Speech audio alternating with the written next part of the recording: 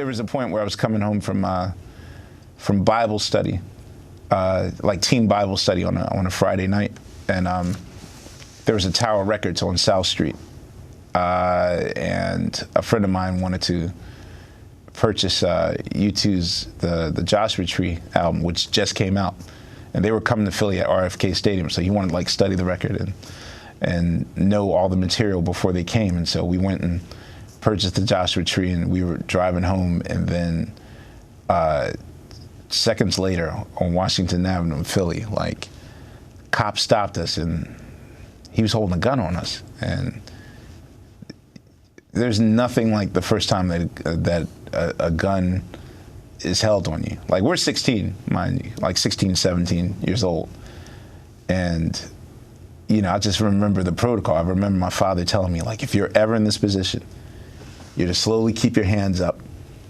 I mean, he did it in sort of a humorous way that Richard Pryor did. You know, Richard Pryor told the joke of whenever you stop, yes, officer, my hands are on the steering wheel. You know, it was that type of thing. I remember that lesson. So my friends didn't know that. So they just thought that it was normal. And I was like, yo, get your hands up. Get your hands up. Like, how I knew that was the protocol at that young age. I mean, it's probably a sad commentary, but it was also, you know, a matter of survival. And so, you know, Judge Shira Shinlin just handed down the decision saying stop and frisk is unconstitutional in New York, 700,000 especially. I was highly shocked that, you know, that's something that just came out of left field, because I, too, was wondering, you know, will stop and frisk just be just a way of life? I mean, just 2-3 weeks ago, I mean, I wasn't frisked, but I definitely know that I was stopped for, you know, unknown reasons, that I was just the wrong person in the wrong automobile. 2 weeks ago? Yeah, I get stopped all the time. I mean, it's just to the point. Tell us about the last time. I was leaving my Thursday night residency. I do a regular DJ night at Brooklyn Bowl in Williamsburg, and right before we got on the Williamsburg Bridge, we got pulled over. They walked up, asked to see license and registration, and it was like 4 of them with flashlights everywhere, and I played a risky card. I was like, I pulled this out of my back seat and was like, this is me, you know, hoping. And 9 times out of 10, when I play that card, it never works. Showing your book, you mean? Yeah. You know, because they wanted to know, like, well, you know, are you in a cab? You know, is this a cab? Where's your New York taxi license? I have my own car and I have my own driver. And so by the questions they were asking, I knew they didn't know who I was. So to them, it's like, okay, like, why are you sitting in the back seat like a Don, and you have your driver up there, and, you know. So I showed them the book, and they looked, and they kind of had a meeting for 5 minutes, and then I was like, oh, okay, you can go. And, you know, but this happens all the time. How many times would you say you've been stopped? Probably in my lifetime, I've been stopped 1, 2, 3. I mean, the memorable ones are probably 6 times. But it's definitely in the 20s and 30s. I mean, probably since 1994, 20s and 30s. The worst one was after Super Tuesday in Orange County. I was campaigning for Super Tuesday and for Obama.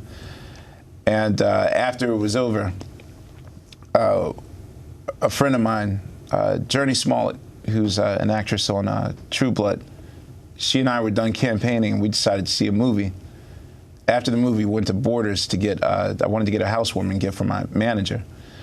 And we pulled over. I pulled over to take a phone call from my manager, because, you know, I thought, being a law-abiding citizen, you're not supposed to drive and talk. So I pulled over, talked, finished the conversation, pulled off. 5 cars stopped us, and pretty much that was like that was the most humiliating experience, because, like, we had to get out the car. They made us spread on, you know, the car. They searched the car. We sat in the back of the not their paddy wagon, the cruiser. Yeah, their car. And the whole time I was thinking, like, God, please don't look in the trunk. Like, first of all, I felt like a criminal already. Like, okay, I got stuff in the trunk.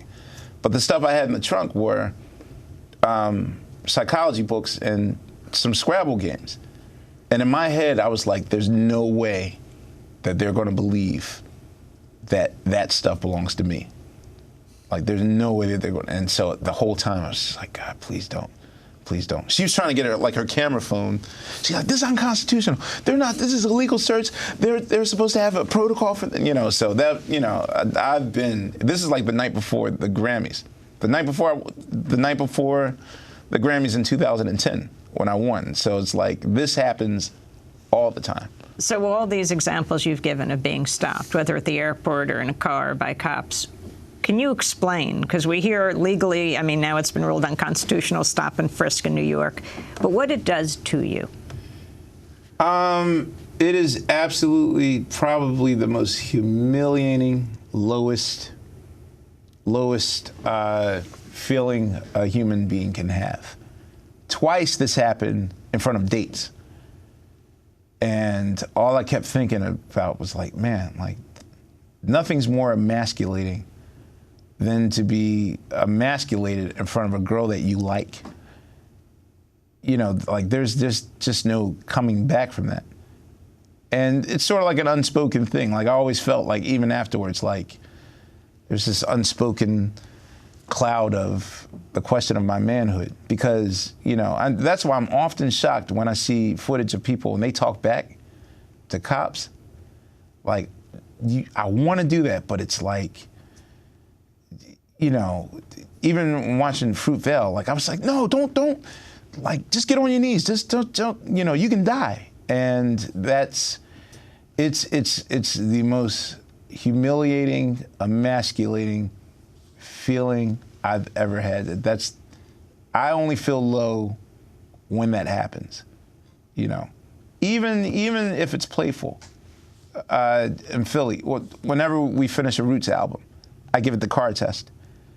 So even driving up and down Broad Street in Philadelphia, I once got stopped 3 times. And, the first 2 times, they were just like, they were just like, oh, it's you. They let me go. 3rd time, it was like, oh, man, it's you. And then I felt safe enough to sort of have casual banter with him. I was like, this is the 3rd time I've been stopped. Like, what's going on here? And he was like, well, I mean, you're kind of in Temple University's neighborhood. And I was like, yeah, and? He's like, well, look at the car you're in. I drive a Scion. And my logic for getting a Scion was like, don't get a flashy car. Like, I come from the 80s. So in the 80s, when you saw someone in a BMW and a Mercedes, they automatically got pulled over because they were a drug dealer.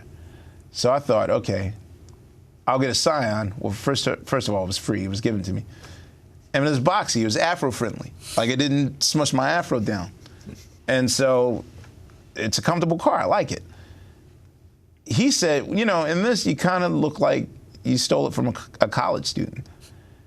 And I was like, oh, well, okay, I get it. So in even choosing the car in my mind that would sort of not put me in that position, I actually wound up putting me in that position by driving that car. Because he said if you were in an SUV, we would just thought you were one of the Philadelphia Eagles or something. Like, oh, okay, that's the car you belong in. And you mean by street test that you play your album in the car? Yeah, well, most people, when they finish their records, they try and find a really good speaker system. When you mix your records, you do it on horrible speakers. So that way, if it sounds great on horrible speakers, it'll sound great elsewhere. So when you finish your record, the first place you want to take it to is to a good car system. I mean, mine is not, I mean, it's satisfactory, but, I just wanted to drive around with it. I always do it with every Roots album. I just drive around for 5 hours, making sure that I like the mix, and I'm fine with it. I just happen to drive between the hours of 2 a.m. and 4 a.m., and, that was another unfortunate circumstance I found myself in. But even then, it's just like, what do you do? I mean, how much more can I play it safe? Like, I'm already, like, purposely taking myself out of situations because I want to avoid that. But I don't know how much more I can I can suppress myself to not seem like a threat or be a threat. So. After the George Zimmerman verdict last month, you wrote a post that was widely circulated. You said, "I don't know how to not internalize the overall message this whole Trayvon case has taught me. You ain't bleep." Yeah. That's the lesson I took from this case. I guess I'm struggling to get at least 1% of this feeling back from all this protective numbness I've built around me to keep me from feeling. What did you mean by protective numbness? You know, I think there's just a bit of our soul that sort of just melts away when things like this happen. I mean, first of all, you internalize it. Like, as I watched the case, I mean, I identified with Trayvon Martin. Like, I felt like, okay, that would have been me in that situation. I mean, there's definitely been times where I've been watching either a sporting event or the Grammys or any sort of television event, and then I would be the person that would run to the store to get something. Like, that could have easily been me. I live in hoodies. I open a hoodie shop. I have a hoodie shop that sells nothing but hoodies. Like, I love hoodies because it gives me anonymity. Like, I get to go to movies and no one bothers me. Like, if I go looking like this all the time, then it's going to be problematic. And so, just for people listening on the radio and don't know Questlove, yeah, what I look he's got like. pretty distinctive hair. It may not be the psychedelic hair on Mo Better Blues, yeah, but it's sort of just like that. Yeah, I'm Captain Obvious. And so when the verdict was handed down, I just felt like half of me, I instantly felt like, well, yeah, I knew that was going to happen.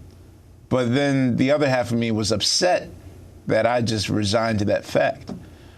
And, because I was on an international flight, I was in Holland the day that the verdict was handed down. So that whole 8-hour trip on the plane, I just felt like, oh, well, nothing matters anymore. Like,